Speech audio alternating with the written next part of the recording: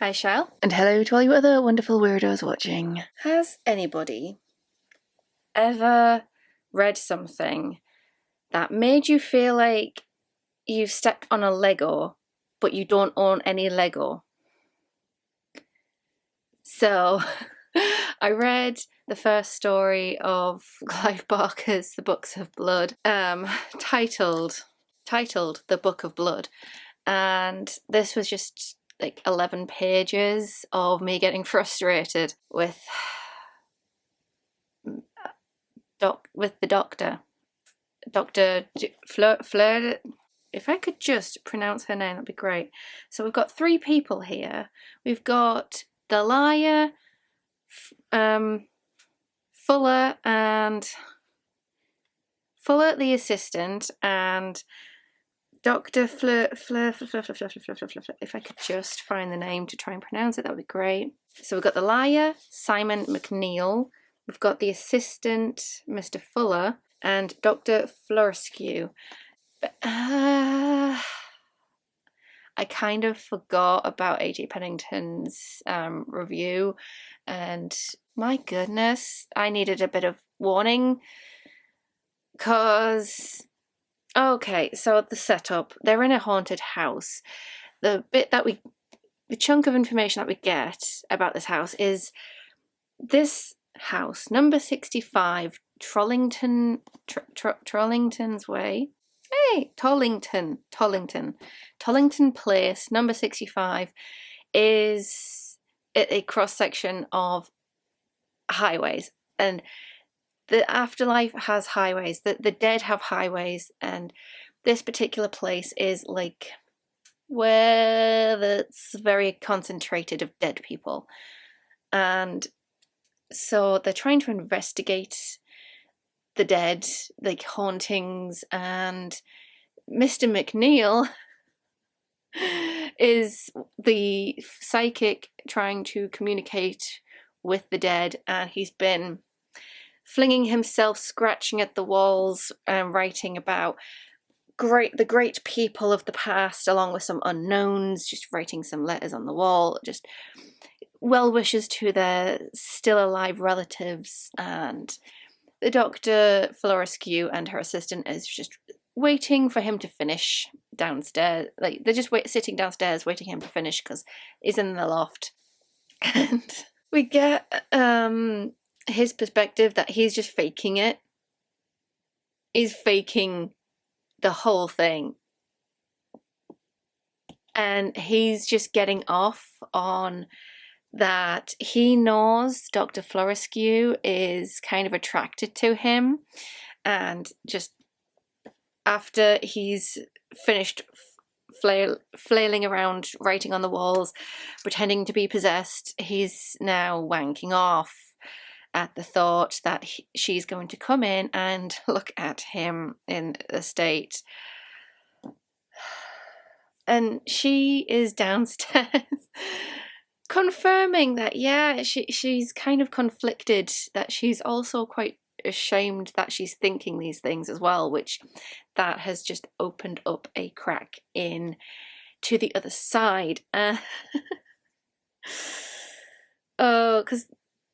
during these 3 weeks of them being there, she's finally just opened the gateway to the other side just by like commenting on her wedding ring in her mind, because it's not fitting right.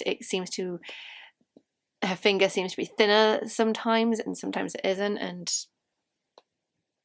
yeah, for some reason,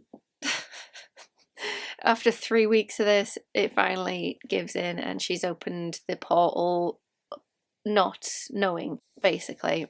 Oh, sexual desire can open doorways. Not the message I wanted, but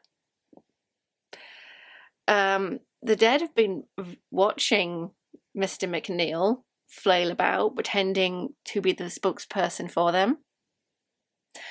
Boy, are they pissed off! And we just get Mary, Dr. Florescu, sitting, and then she feels the presence of the ghosts. They even force her to look up, because there's just this eerie green light as Mr. Fuller is setting up the equipment to go and check on McNeil upstairs, and the power that she's starting to feel, like, it's quite interesting because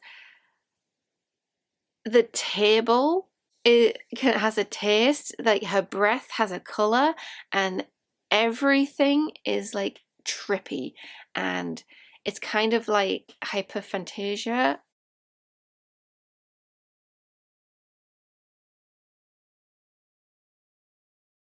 Gone mad. I believe it's called hyperphantasia. I mean, I've got it. I picture letters as colours.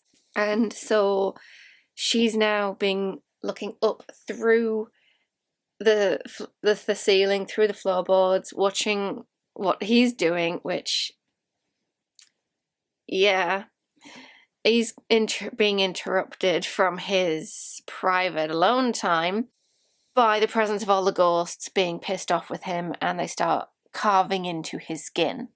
They were so pissed off that he was pretending to write memos from the other side that they start writing their own memos, their own letters, their own stories into his skin. He should not have been a liar. He should not have been a fraud. Instant regret. Just yikes. Wow. And she's just forced to watch him go from wanking off to being like attacked by ghosts carving their stories into his skin. It's interesting. Mr. Fuller is unaware of what's going on, but he is he does open the door to the room they're in and immediately sees the highway and dies immediately. Like, everything gives in him, include had to have the note of his anal gland going, which sounds like immediately from a Dave Allen comic sketch. Like, the moment a plane crashes, your anal nerve goes. So we see Mr. Fuller die, and eventually Dr. Florescue gets up off her ass and tries to force her way through all these ghosts up the stairs, just determined to get to the 20-year-old.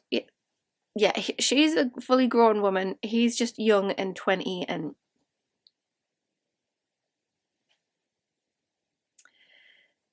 yeah, I'm not too sure about this cougar. So yeah, she is a cougar at this point. So she tries to get to him, and when they do lock eyes, their minds marry, is the wording Barker uses. She's feeling what he feels, and yeah, he's kind of, when she finally gets to the room, he's basically just stopped screaming, given up, and just has accepted that this is what he's having to go through. He's got to wait there because he can't get out. He's just accepted it. And eventually she finally closes that little rift off, because when they do like lock eyes again in the room, I feel exactly like the ghosts in the room. But, oh my god. Their eyes met again, and the equivalent look common to the living and the dead worlds passed between them. Their compassion in that look and love. The fictions fell away, the lies were dust. And the dead, fearful of this look, turned their heads away. Their faces tightened as though the skin was being stretched over the bone, their flesh darkening to a bruise, and their voices becoming wistful in the anticipation of defeat. Yeah, I would not want to see them looking so lovingly at each other. I would also turn away. I feel their pain. I'm not a romance person, and I don't care for it. I don't care for longingly looking at each other.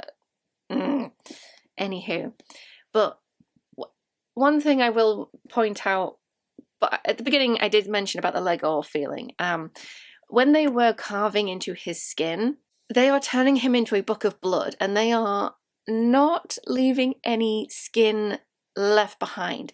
They've been pulling out his hair and carving his head. They've been carving his eyelids. They've been carving everywhere, including his genitalia, in this butt crack. And I wasn't grossed out at all. The only reaction I got from this book was when they mentioned the soles of his feet, and I was just like, no, not the feet, leave the feet alone. I felt like I stepped on a Lego. So yeah, don't carve the feet. No, leave the bottoms of the feet alone. I think I'm just highly sensitive to my feet, but yeah. Oh my god, it's snowing! I have to go for a walk later. I have to go for a walk now. I've got to get out in that. That is beautiful. Anyway, I'm distracted. So, yeah, she's basically become the interpreter reading his flesh, because there's just a lot of stories on here, and the end paragraph is basically an invitation to come and read the Book of Blood, because he is just covered in all these stories. So, yeah, it'd be interesting to see if the rest of this is one of the stories on the flesh. It'd be cool if they were actually referencing the person writing it down. It'd be cool. I just want to go change seats. I'm going to wrap this up real quick because I want to go watch the snow. It's pretty. So here we go. So at the very end, he's just like naked on the floor, bleeding, and she's like touching him. Like, she can discern like a few things through the blood, and it's just like, maybe don't touch the bleeding person. Like, you don't even know if it's going to be painful for him. Just stop, leave him alone. But she's even like taking him out of the house, still naked. Maybe put a bloody robe on him or something. Yikes. After what he's been through, I think maybe just clothe him a bit so that when he goes out, he's not going to get chilly. Yikes. Anyways, but she's now become the interpreter to read and transcribe all of these stories on him. I don't like how they are like quite lovingly doing it. Oh. So yeah, I wasn't too impressed by the unprofessionality of the doctor here, but at least a fraud kind of got what was coming to him. Don't speak for the dead, for they will be pissed. That's all I'm saying. And yeah, I like that as a moral of the story. So yeah, I have no idea what I'm getting myself in for, but that was one hell of a start, reading about a bloke ranking off after being like flinging himself at the wall. Yeah. So that was this week's short story. Anyways, bye, Shell. And bye to all you other wonderful weirdos watching.